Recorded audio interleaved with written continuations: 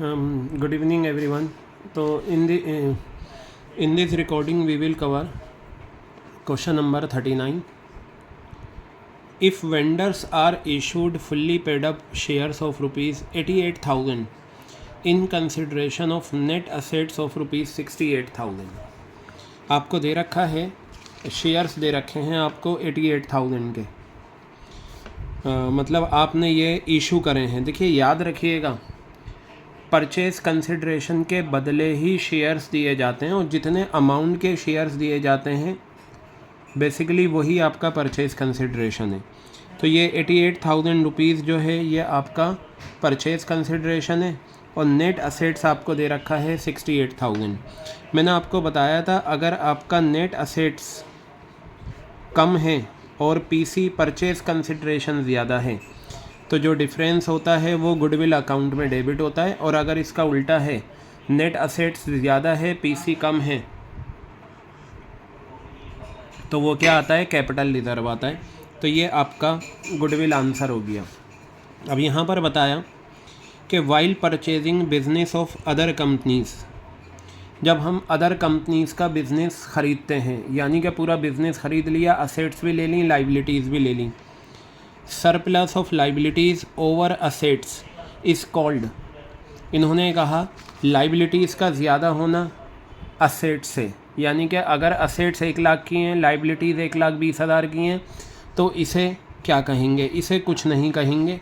ठीक है, none of these, क्योंकि गुडविल तब आता है जब नेट असेट पीसी से कम हो।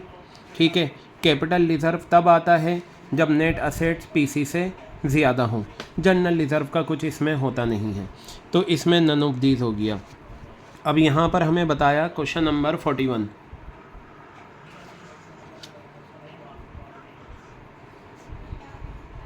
क्वेश्चन नंबर 41 है, Jyoti limited purchased assets worth rupees 44 lakh. Jyoti limited ने असेट्स ख़रीदी 44 लाख रुपीज़ की।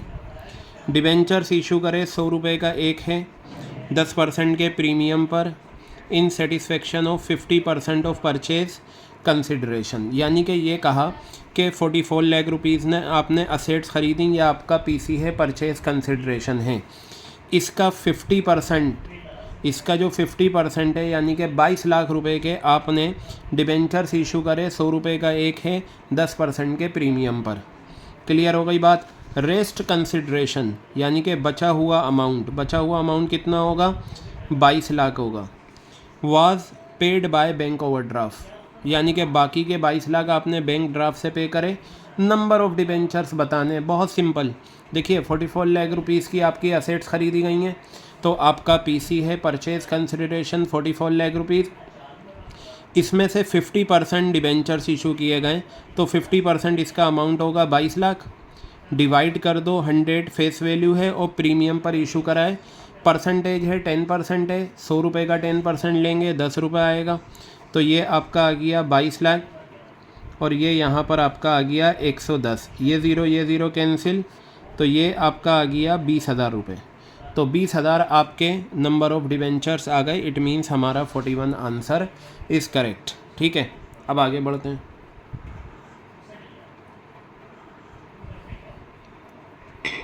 Question number 42, Akshita limited issued fully paid shares of rupees 5 lakh.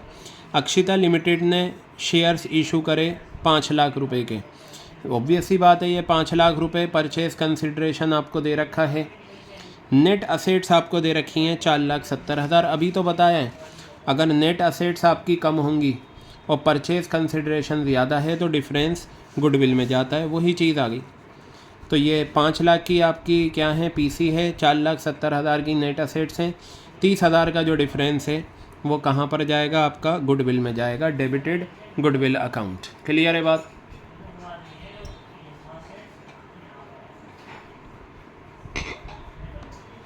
चलिए आगे बढ़ते हैं। क्वेश्चन नंबर 43 देखिएगा, एलेक्सा लिमिटेड ने बिल्डिंग खरीदी है श्री लिमिटेड से 8 लाख रुपए की। बिल्डिंग खरीदी है 8 लाख रुपए की श्री लिमिटेड से। Consideration was paid by issue of 6% debentures of ₹100 each at a discount of 20%। 8 lakh रुपए की बिल्डिंग खरीदी है, इसी के बदले हमने क्या दिए हैं, डिवेंचर्स दिए हैं। अब इन्होंने इस क्वेश्चन में ये पूछा है कि ये बताइए 6% डिवेंचर्स अमाउंट किस अमाउंट से क्रेडिट होगा। अच्छा, कई क्वेश्चन में इन्होंने हमसे नंबर ऑफ़ डिवेंचर्स पूछे, कई क्वेश्चन में इन्होंने ये पूछ लिया भाई क्रेडिट कितना अमाउंट से होगा। तो आपको एक बात अच्छे से पता है, जब हम जर्नल एंट्री इसमें करेंगे तो हम करेंगे Shri limited debit, discount debit, और क्या करते हैं 6% डिवेंचर्स। तो हमें इस क्वेश्चन में जो आंसर बताना है ना, इसका अमाउंट बताना है कि इसका अमाउंट कितना आएगा। तो आप इस क्वेश्चन में सबसे पहले क्या करें, नंबर ऑफ़ डिवेंचर्स निकालें। 8 लाख रुपए का आपका पीसी है, इसे डिवाइड करिए। 100 रुपये का आपका फेस वैल्यू है, 20% डिस्काउंट है, माइनस कर दीजिए 100 का 20% 20, तो ये आ गया आपका 8 लाख डिवाइडेड बाय 80, कैंसिल 10,000 आ गया। और आपको पता है कि ये 10,000 ये हमेशा फेस वैल्यू से होता है। 100 रुपये आ गया, 10 लाख आ गया, ये आपका आंसर। क्लियर है बात ये?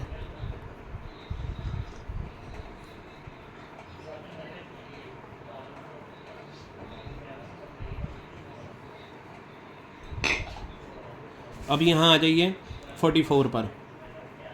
Rhythm limited to cover assets, Rhythm limited ने 30 लाख रुपए की असेट्स खरीदी, लाइबिलिटीज़ खरीदी 12 लाख की श्याम लिमिटेड से। तो अगर मैं असेट्स में से 12 लाख माइनस कर दूं तो मेरे पास नेट असेट्स आ जाएंगी। ये लीजिए, मेरा नेट असेट्स कितना आ गया, नेट असेट्स मेरा आ गया 30 lakh.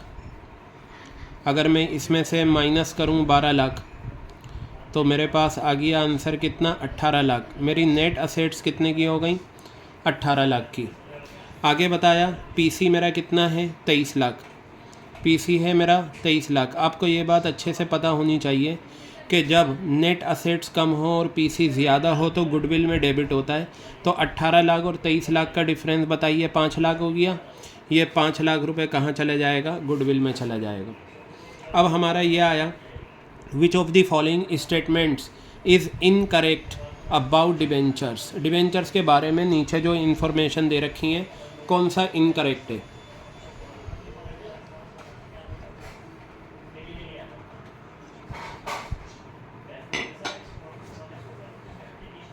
Interest on debentures is an appropriation of profits. Debenture holders are creditors of the company. ये सही स्टेटमेंट है, डिबेंचर होल्डर्स कंपनी के क्रेडिटर्स होते हैं, लेनदार। Debenture can be issued to vendor at discount, ये भी बात सही है। Interest is not paid on debenture issued as collateral security, ये भी बात सही है। इंटरेस्ट ऑन डिबेंचर जो है ना, वो हमारा फाइनेंशियल एक्सपेंस है, ना कि appropriation of profit. Appropriation of profit सिर्फ आपके क्या होते हैं, पीएनएल अप्रोप्रिएशन अकाउंट की डेबिट में जो इन्फॉर्मेशन आती है वो अप्रोप्रिएशन ऑफ प्रॉफिट्स कहलाता है। तो interest on debentures appropriation of profit नहीं है, ये इनकरेक्ट स्टेटमेंट है, यही हमारा करेक्ट आंसर है। ठीक है, इस रिकॉर्डिंग में हमने जो कवर करा वो हमने कवर करा क्वेश्चन नंबर 39 से लेकर 45 तक। नेक्स्ट रिकॉर्डिंग में आगे